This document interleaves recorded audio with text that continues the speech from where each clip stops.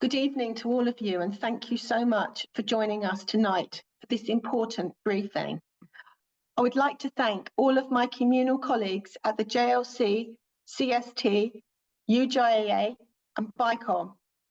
In these dark times for Israel and the Jewish people, it gives me great comfort to know that the whole community has come together as one to provide help to everyone who needs it here in the UK, and of course, to speak for Israel. A week ago today, many of us were in Trafalgar Square for what turned out to be such a powerful event. Around 15,000 people, an unbelievable number for such a small community, assembled to call for the hostages to be released. It was so moving to hear the testimony of family members of those who have been kidnapped and murdered. Some of the stories were so difficult to listen to in light of this awful tragedy. However, we should all understand the level of barbarity of what occurred that Shabbat morning in the south of Israel. I was so grateful that the Secretary of State for Levelling Up, Michael Gove, was there with us to listen and to speak so powerfully on behalf of the government and give his unconditional and unequivocal support for Israel. I am glad to say that both the government and the opposition are also on our side in the campaign to ensure that the BBC and other broadcasters call Hamas what they are: terrorists. We have made further complaints to the Executive Complaints Unit about the misreporting by the BBC of the events of the 7th of October and in relation to the explosion at the Gaza hospital on 17th October. We have also made a number of other complaints to other broadcasters. Although news channels claim that impartiality is important, this cannot come at the expense of misreporting the facts. Facts must be reported accurately. At a time when innocent civilians, women, children, men and babies are being tortured, raped and butchered by terrorists in this most depraved manner, the people expect their public broadcaster and other news channels to tell us what is happening. When that is terrorism, it should be described as that, terrorism. Back to tonight, and we are really fortunate to have experts with us here to guide us through all aspects of the crisis, and I would like to thank them now for taking the time to prepare briefings so that we have the best possible knowledge with regard to what is happening so that we can do all that we can. I would like to thank you for listening. Thank you. I'm grateful to the Board of Deputies for this opportunity to speak directly to Britain's Jewish community at such a difficult time. Last weekend in Jerusalem, I met the families of British victims of that abhorrent Hamas atrocity. An act of terrorism, an act of pure evil. It is a moment that will stay with me for the rest of my life. There are no words to describe the torment they are going through, a pain shared by many of you and your families too. I want you to know that I'm doing everything possible to help secure the release of all hostages and to bring the British hostages home. And as I said to Prime Minister Netanyahu and President Herzog, I will always support Israel's right to defend itself against terror.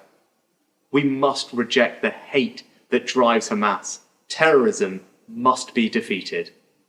And as I've set out before, the Palestinian people are also the victims of Hamas, and they are suffering terribly. Today, I also want to talk about what is happening on our own streets. It sickens me to think that British Jews are looking over their shoulder in this country, that children are going to school covering up their school badges for fear of attack. The anti-Semitic demonstrations and the calls for jihad are not only a threat to our Jewish community, but to our democratic values. And we will not stand for it.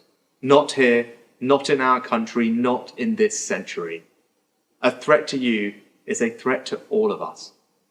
And I will do whatever it takes to keep you safe. That's why we've already announced an extra £3 million for CSD whose volunteers are doing an extraordinary job.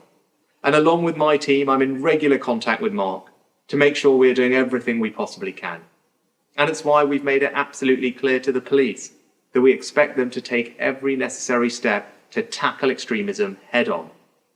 When I said I will stand with you, I meant it. And however difficult the days ahead may become, I will keep that promise.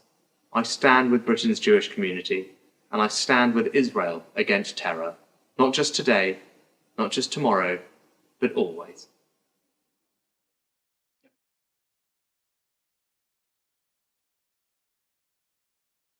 Shalom, everyone. Lieutenant Colonel Jonathan in the reserves here. A quick update, especially for UJIA members and seniors here. It is about 5 a.m. and it is Friday, the 27th. I want to state that because, of course, what I will say is according to the current situation on the ground. We are fighting on at least two fronts, but looking at many more fronts. The main theater of operations is, of course, in Gaza, but we are defending along the northern border as well against Hezbollah attacks and attempts to escalate the situation. In the south in Gaza, we continue to strike Hamas military targets while distinguishing between military targets and civilians in Gaza. We've been striking them for the better part of 2.5 weeks, and so far have achieved quite a lot of military achievements, but we are far from achieving our end goal of this war, which is to dismantle Hamas, all of its military and administrative capabilities, and fundamentally change the security situation in southern Israel. Our obligation and goal is, of course, also to return all of the Israeli hostages being held. Currently, the official number is 224, and that is after 4 Israeli women have been released, 2 and then 2 others, and still 224 Israelis are being held in Hamas captivity against their will, most of them civilians, women, children, elderly, babies, Holocaust survivors, and people with medical conditions who need medical attention, and of course, men and soldiers and the bodies of soldiers. It is an unprecedented time in the history of Israel, and it's probably the worst starting point that the IDF ever faced when launching an attack or a war against an attack made by an enemy. Despite this, the IDF understands that it has no other choice but to beat and defeat Hamas. There's no other option here.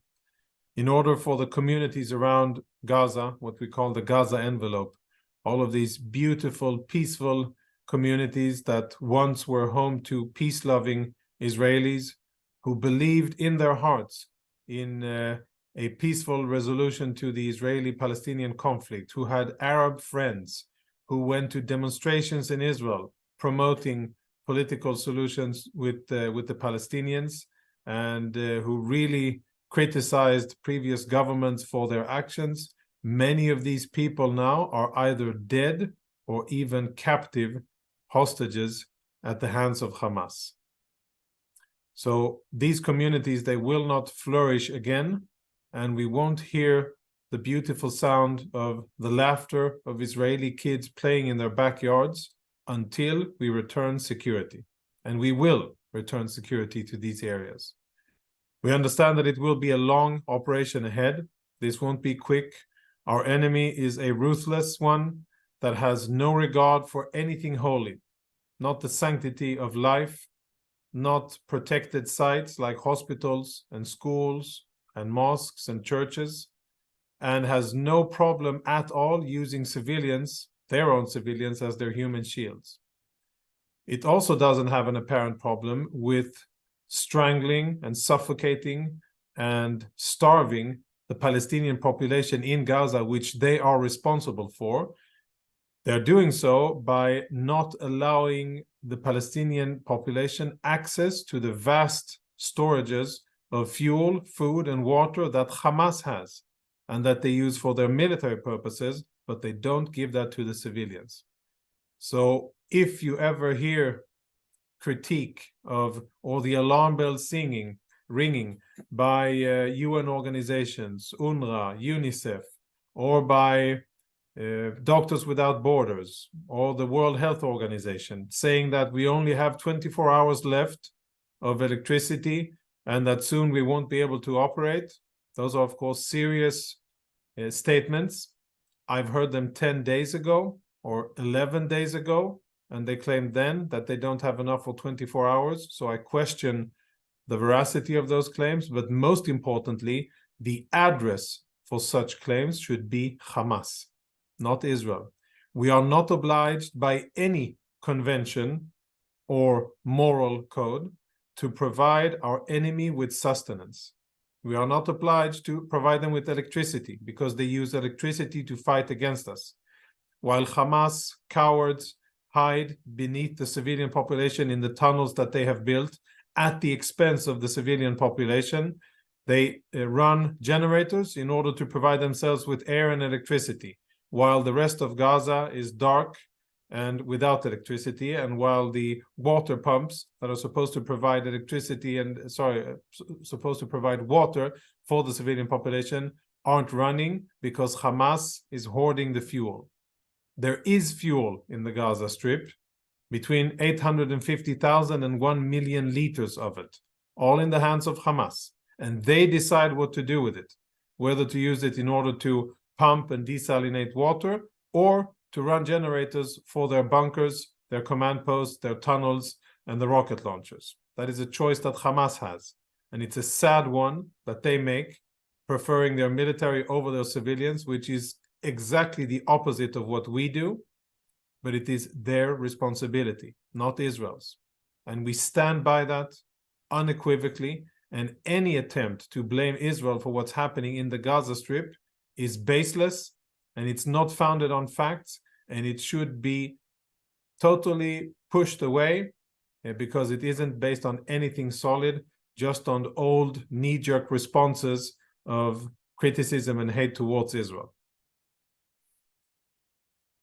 We are going to, at the time decided by the Israeli parliament, the Israeli cabinet, we will conduct maneuver into Gaza, and we will take the fight to Hamas inside Gaza.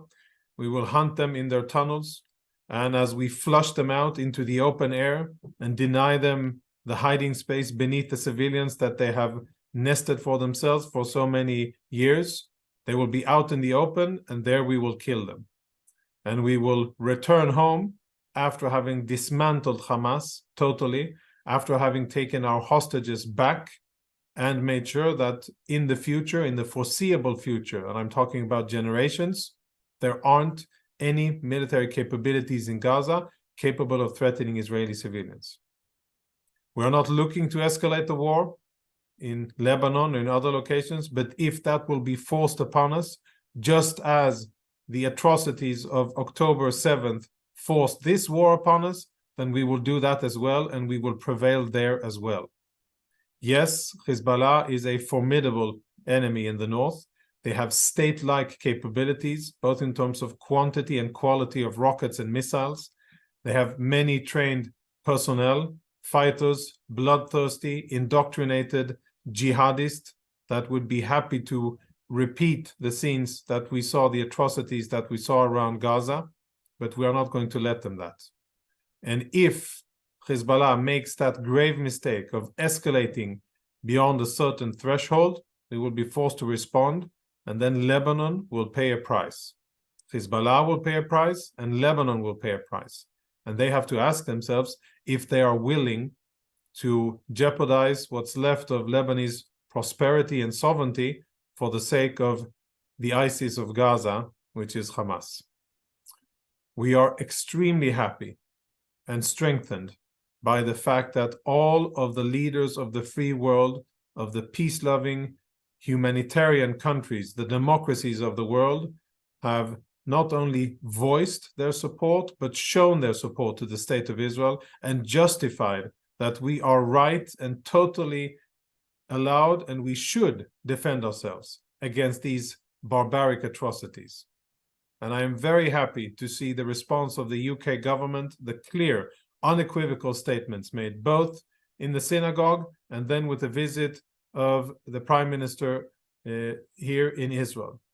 Very important, commendable, and I suppose that you have part of that stance is due to your activities, and that is very, very important, or thanks to your activities, and that is very, very important. This is going to be a long war. It won't be fast and easy. We wish it was, but we don't think that it will be. We're going to fight against a ruthless enemy in the Gaza Strip, and the war will end once we defeat them. I am also aware and troubled by the many manifestations of anti-Semitism and Jew hatred in Britain. We see it. It's reported in Israel as well. My best wishes go out to you, and just as we are going to be strong in what we are going to endure here and what we already have endured, I hope that you will find it within you to be brave, strong, unrelenting, and be able to stand up against the masses of thinly veiled Israel haters and Jew haters who claim to be speaking about the rights of Palestinians and political solutions. That's all nonsense. None of this is about the Palestinian rights or the end to a conflict. This is about a terrorist organization that invaded our communities, butchered more than 1,000 Israeli civilians in their homes on purpose, by design, and also went on to take more than 224 hostages. That is what this is about, nothing else, and please don't get confused about it. I thank you very much for your support. I thank you for your prayers. I thank you for all that you do on behalf of the Jewish people and the Jewish nation and the state of Israel. And I wish that the next time we speak will be in Israel with you visiting, witnessing the rebirth and the reflourishing of communities in the South, hoping that it will be soon, swift, and that we'll be able to do what we do best, choose life and bring forth life in Israel, in our ancestral homeland. I thank you, and I wish you all the best. Shalom. Good evening. I'm Mark Gardner, Chief Executive at CST, Community Security Trust. I'll summarise what CST is doing right now to keep our community safe, in partnership with our communal colleagues, police, government, and most importantly, with all of you, because CST is not somehow separate to everyone on this Zoom. We have over 100 staff, we have over 2,000 security volunteers. Community is who we are, and community is what we serve right now more than ever before. Last Sunday, it was our privilege to help enable and protect 3 community vigils for the hostages so cruelly kidnapped by Hamas. We were in Leeds city centre, Manchester city centre, and Trafalgar Square, the one I was at, with 10 to 15,000 people. It's a huge percentage of our community coming together in a profound expression of sadness, of unity, and of determination. Yes, we have been traumatised and terrorised by what happened 3 weeks ago, but there's also a growing sense of resolve, determination, and resilience across the community, and CST is deeply proud to help make that a reality. In CST, Anglo Jewry has built the best developed security network of any diaspora Jewish community. You can see that it is built into our schools, our synagogues, community centres, all of it. You've all seen our volunteers, and many of you will actually have joined them on local security rotas. Now, I shouldn't say this publicly, and please don't tell anybody I said it, but I know that sometimes our security advice and precautions can feel a bit over the top. Everybody on this call will have been inconvenienced at some time or other because of that security. I know that I certainly have been. But we built it, and we do it precisely because of times like these. That's why hundreds and hundreds of communal buildings have direct CCTV feeds into our 24/7 security control centre. That's why the government is able to deliver through CST £15 million to pay for commercial, not CST, security guards to work at every school and every shul throughout the country. Those guards carry radios that again feed directly into our 24/7 control centre. I worked with the Home Secretary to get a temporary £3 million boost for that grant. Approximately, it means one more guard for every site for the next 3 months, and then we'll reassess. The support we're getting right now from the government and also from the Shadow Home Secretary and the Leader of the Opposition is very, very strong. The Home Secretary, Suella Braverman, Michael Gove, the Community Secretary, Gillian Keegan, Education, Robert Halfon, Higher Education, Tom Tugendhat, Security Minister, Chris Philp, Police Minister, the Prime Minister, Rishi Sunak. I've met all of them about this, as have my colleagues in other communal groups. The country's most senior politicians and their counter-extremism advisors understand what is at stake for us as a Jewish community and what that says about Britain as a whole. I didn't need to tell them that. They all told me, and they're all working with the police to improve their handling of anti-Israel demonstrations and the police communications around all of that. CSC's been very involved in those discussions. I can't say any more than that, but I hope and I expect for an improvement. I do want to stress that the support from police in and around Jewish neighbourhoods for our security has also been excellent. That includes an increased presence at many of our schools and the transport hubs used by children. In London and Manchester, CST is attending senior police planning meetings just about every day. We have a counter-terrorism officer in CST and 2 local borough police permanently stationed in our control centre. That means we all respond together immediately to the incidents and the suspicious activities that you phone into us at CST. In Manchester, there are 6 officers dedicated to receiving anti-Semitic incident information from CST and from the community. I know you may not want to report anti-Semitic incidents, but we need that information in order to catch offenders and to make police operations and CST operations as effective as possible. As you'll be aware, anti-Semitic incidents are very high right now.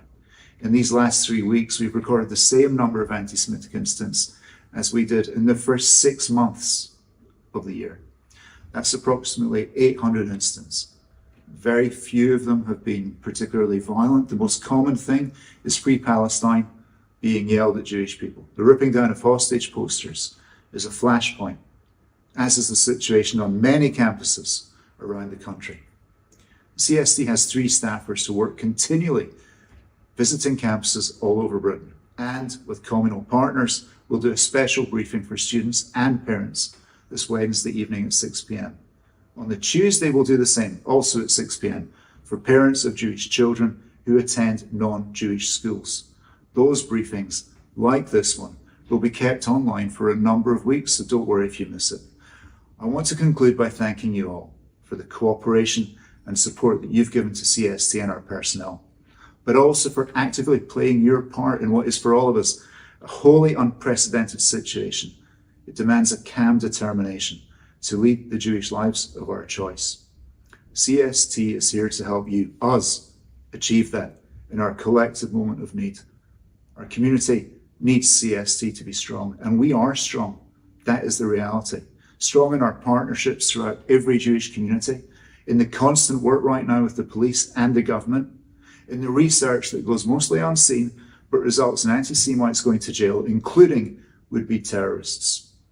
Since this began, 900 people, 900 of you, of us, have applied to join CST as security volunteers. So our strength is only a reflection of our community as a whole. We are together in this, and together we protect. So thank you for the strength that you give us. Am Yisrael Chai. Shani, thank you very much for joining us this evening. Let me explain. I met Shani and her husband and other members of her community, Kibbutzikim, when I was in Israel last week. I met them in the hills above Jerusalem, where they have been evacuated and they're now staying. I was privileged to hear firsthand Shani's story and stories from other members of her community and from the neighboring community, Nativ Asara. I think we all need to hear these stories. I think we all need to hear what happened on that day. And actually, I think it is our responsibility to do so. So Shani, if you don't mind, by starting by telling me just a little bit about you, your family, and what your life was like on the kibbutz before the 7th of October. Thank you, Louise, for inviting me. As you were saying, my name is Shani Teshuva. I live in Kibbutzikim. which is 1.5 kilometers from Zikim Beach, and 1.5 kilometers from the Gaza border. I have two children, teenage children, ages 12 and 14, and we've been living in Kibbutz Zikim for the past 6 years, and we loved every second of it. And anyone that asked me, I told that I do not understand why the entire country of Israel does not want to move into our region, because it's the best place to live in. Yes, we do have rockets, but we do have the most amazing communities. We do have the most amazing personal sense of security. My 12-year-old daughter could go with her friends on our skateboards until 1 o'clock at night around the kibbutz, and I could go to sleep quietly and feeling safe. And she felt the same, all until October 7th. On October 7th, everything changed for us. I woke up that morning to go on my regular bike ride. I usually go outside from Zikim, go to the nearest army base, go around to Netiva Sarah, Kibbutz Erez, and come back through the nature reserve. And that morning, it wasn't so hot outside, and I decided to stay home for another 10 minutes and organize. And those 10 minutes saved my life. If I would have gone out at 6:30 as planned, I would have met the terrorists that came towards Zikim. And, you know, every time I used to go out on my bike ride, I used to meet army vehicles. I used to meet soldiers. I stop on the side, I wave hello, we talk, and you continue going. And the army vehicle that came into Zikim had terrorists in it. And luckily for us, we managed to survive, because the civilians in Zikim that had weapons managed to stop them and rescue us all. And you told us, Ali, about your friends who did go out on their bike ride. And, you know, it really shook me how so easily that could have been you.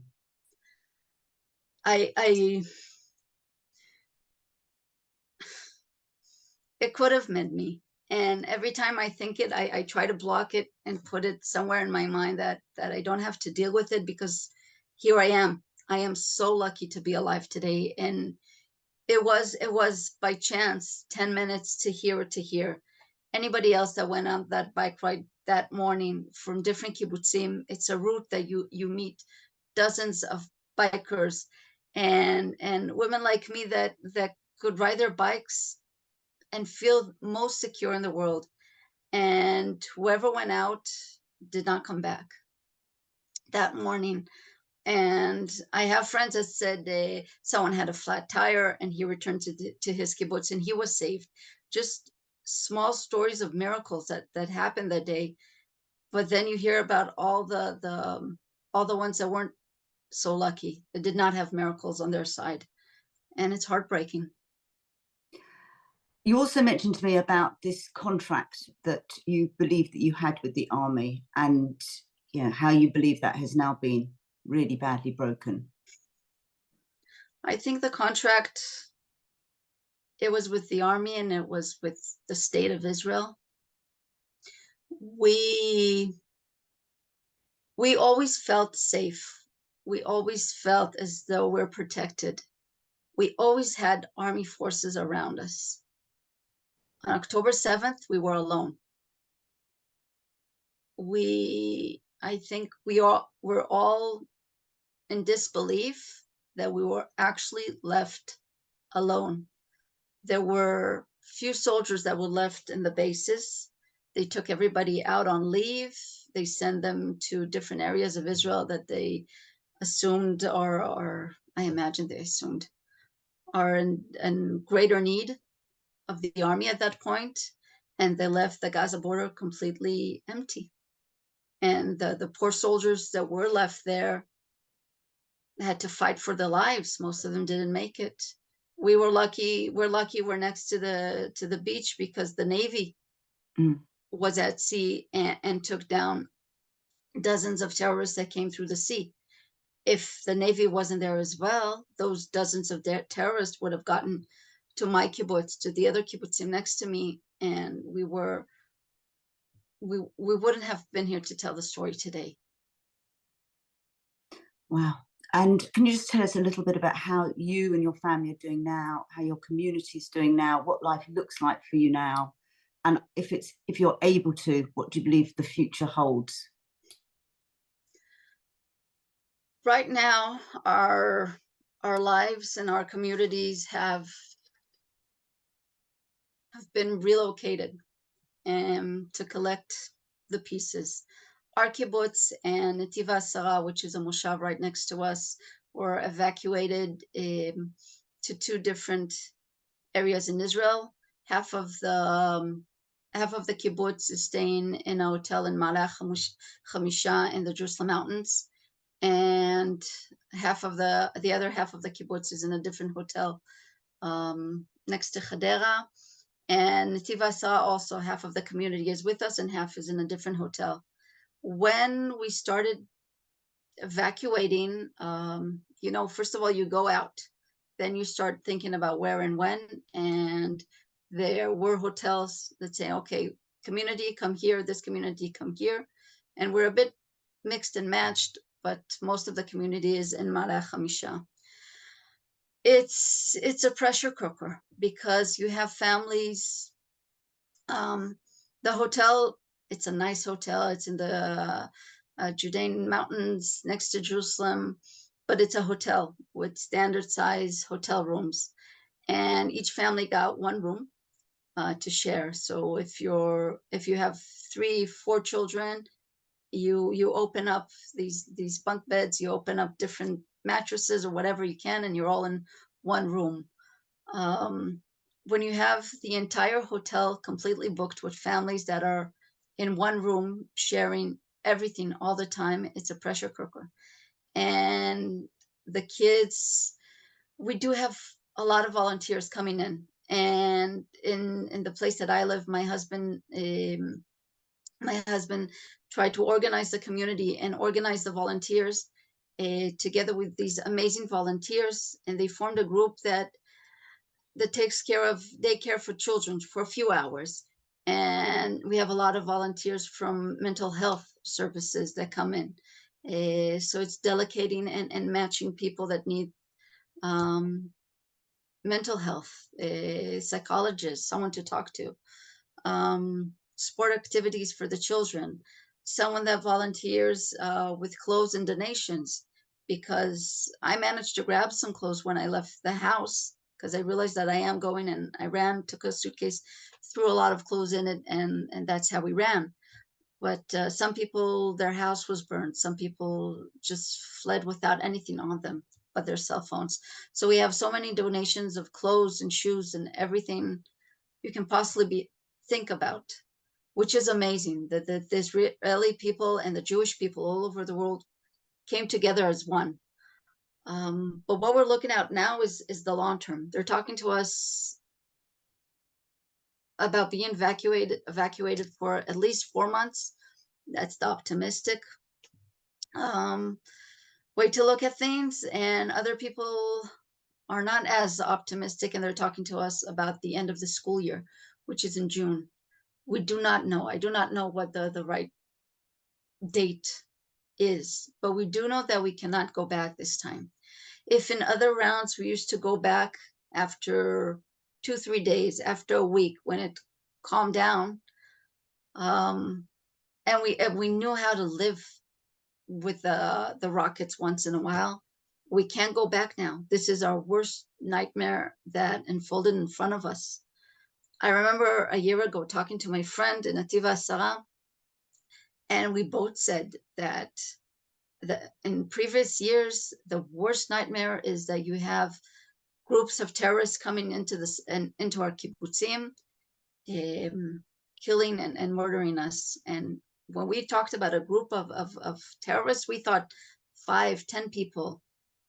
We didn't imagine 1,500 people crossing the border, heavily armed, and starting to slaughter everybody.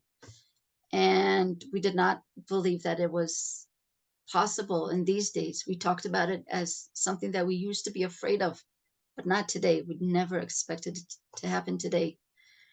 And now we're in a limbo because we don't know when we're going back. We don't know who's going back.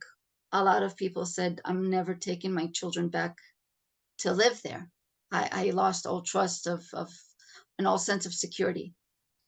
I don't know how to answer the question.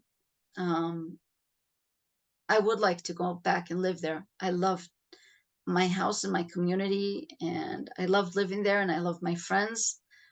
But unless we have a true sense of security, unless something drastic happens, we can't go back. Not for now. I understand that. I understand it will be very difficult to get those communities back together again, and a lot needs to happen, and a lot needs to change for that to happen. And even then, it might still not happen. I really understand that. Well, really appreciate you talking to us, sharing your story with the Jewish community here in the UK. As I said before, I think it's really important we hear your experiences, the experiences of other people like you, and it's our responsibility to share these to the wider world and to make people understand what happened on that day.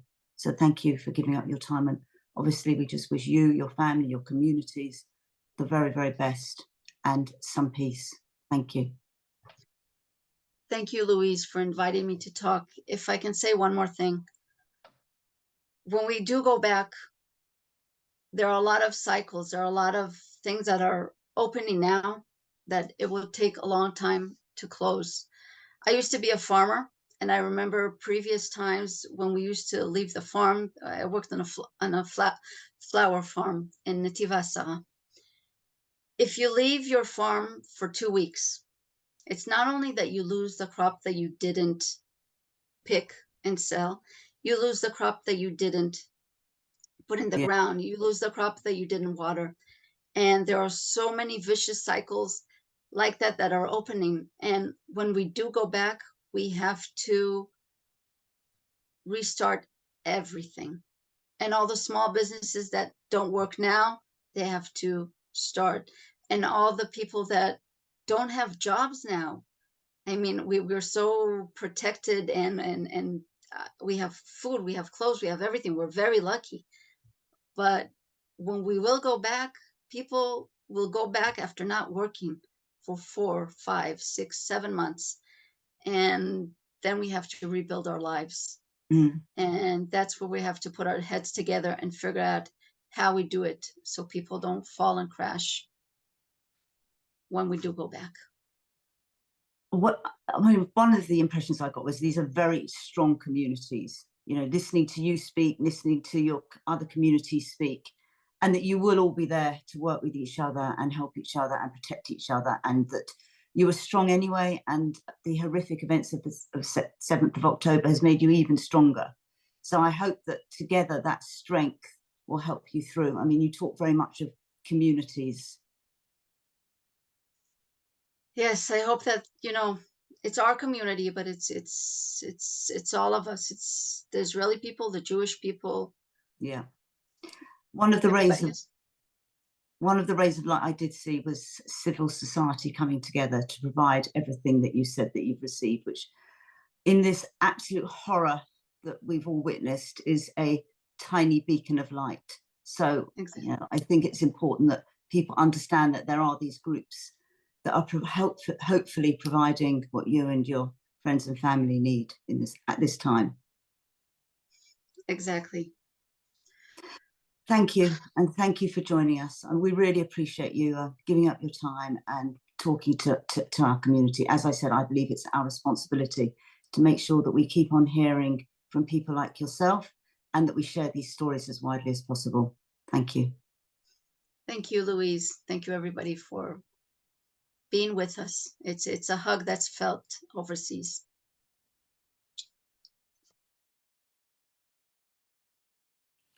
Good evening, everyone. At UJS, we know that Jewish students do not have it easy right now. We've heard from Jewish students who've watched their loved ones who've been murdered by Hamas buried online. We've heard from Jewish students who are deeply worried about when their loved ones who've been taken hostage by Hamas will be returned. And we've heard from Jewish students who are deeply anxious about the fact that many of their peers are part of student societies who are glorifying and celebrating the actions of Hamas. Since October the 7th, we've seen over a year's worth of anti-Semitic incidents on campus and have received over 300 calls to our welfare hotline. In response, we've written to every Vice-Chancellor and student union across the country with practical steps on how they can support their Jewish students at this deeply worrying time. We've also held meetings with several Vice-Chancellors to ensure that they fully understand the impact of the October the 7th massacre on Jewish students across the UK and Ireland.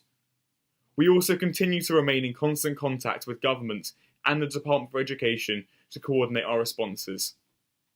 At UJS, we have also written to mainstream schools outlining how they can support their Jewish students, and we continue to visit and support hundreds of Jewish secondary school students through our UJ6 programme. We've also increased our anti-Semitism awareness training to student unions and leadership across the UK and Ireland. I am sure you are already all too aware of worrying incidents on campus, and we continue to be in touch with every JSOC and will support every Jewish student through these worrying times. We've also seen motions proposed on campuses calling for, quotes, mass uprisings in Israel, and we've worked with JSOCs to ensure such incitement of violence cannot occur on campus. We've already seen such a motion withdrawn in Oxford. While the situation on campus is bleak, we must nonetheless support our Jewish students in continuing to live meaningful Jewish lives on campus. While fully adhering to CST's advice, our message to Jewish students is simple. Remain vigilant, but continue to live meaningful Jewish lives on campus. Already, we have briefed over 100 Jewish student leaders about how they can continue to safely enjoy and facilitate Jewish life on campus. We are continuing to run national projects, including Mitzvah Day and Interfaith Week. We are continuing with our national convention and conference in December, and we are encouraging Jewish students to continue attending Friday night dinners, with demands never being higher. We were grateful to see the Chief Rabbi resume his campus tour this week in Leeds, and this coming week, we are hosting a briefing for university students on Monday, with updates from the spokesperson from the Israeli Prime Minister's office and former JLC CEO Simon Johnson explaining how we got to this situation. We are also hosting a briefing for secondary school students on Thursday evening. While we are all going through a deeply challenging time, I nonetheless have hope and am inspired by the resilience of Jewish students in the face of such adversity. At UJS, we are here for you, and we are working day and night to ensure Jewish student campus life can continue to thrive. Our welfare hotline remains open, and if you are a victim of or witness an anti-Semitic incident, always report it to CST. Thank you. Good evening. I'm Michael Uyghur, the Chief Executive of the Board of Deputies of British Jews. As many of you will know, over the last 3 weeks, the board, together with our partner organisations, many of whom are on this call this evening, have been working tirelessly both to find ways to support Israel and also to guarantee the security of our Jewish community here in the UK. Some of those events have been very public, and others have been somewhat under the radar. I'd like to mention tonight just a couple of those initiatives because you might find them really useful, and we are very proud to have played our role in making them happen. The first regards people who find themselves in the workplace and are having a difficult situation. Maybe a colleague wants to engage you in an argument about Israel and Hamas. Maybe even someone has made a comment that you think is inappropriate, perhaps even anti-Semitic. We have produced a guide that's on our website and also on the JLC's website that gives some really important advice and help into what to do in those situations. Overall, we are aiming towards alleviation rather than escalation. But if the problem does become big, then we make some very sound advice about how to speak to your HR department, how to report it to CST, and perhaps even the police. If you're in a large company, there might be a Jewish staff network who you can also turn to for support. And if there isn't, we would really recommend that you set up a Jewish staff network, and we at the board can help you do that. The other area that is terribly important is education. What's happening in schools and at university? This week, on Tuesday, we're honoured to be joined by the Secretary of State for Education, as well as communal experts, who will talk to us about how to handle difficult situations in non-Jewish schools. A third of the children in our community don't go to Jewish schools, and many of them too might be in difficult situations. And on Wednesday, we'll be joined by the Minister for Higher Education, and he will also talk with experts to the community about what's happening on campuses and what we all can do to make life easier for our students, whether they're at school in the first case or at university. We've written some guidance about children in non-Jewish schools, which you can find on our website. But again, the summary here is talk to your school, talk to the governors if necessary, report to Ofsted if you must, certainly report incidents to CST, and talk to your children about what is and what is not acceptable behaviour. Much more information available on the board and the JLC's websites. We in the Jewish community generally, and in the board specifically, are here to help you in whichever situation you might find yourself in, as we all grapple with this difficult situation in Israel and the conflict with Hamas. Please do not hesitate to be in touch if you need further assistance. Thank you. Good evening, everybody. Thank you very much for joining us tonight. We have found these group meetings, opportunities to talk to the community incredibly valuable, and thank you for all the feedback we've received over recent weeks. I'm delighted that the community is working so closely together. All the major communal organisations have come together to work on this current crisis, and round-the-clock communication going on. And my thanks to all the professionals and volunteers within the community. We are blessed to have a utterly sensational cadre of professionals who show first-class ability and great talent, and backed up by just a wonderful amount of volunteers. I've lost count of the amount of messages and calls I get from people asking to help out. It's truly a credit to our community, and thank you all. And can I thank everybody who is continuing with all their fundraising efforts. The demands in Israel are, of course, enormous. UJIA, MDA, United Hatzalah. I'm sure we're all getting calls from various military regiments and soldiers and other individuals in needs. Please make sure that your donations are considered, and in particular, money is needed. That is definitely the key demand. But thank you for everything that you are doing.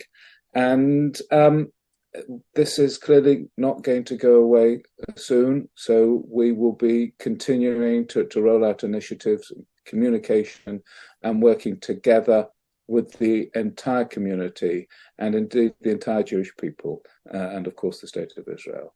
Thank you very much, everybody. Good night.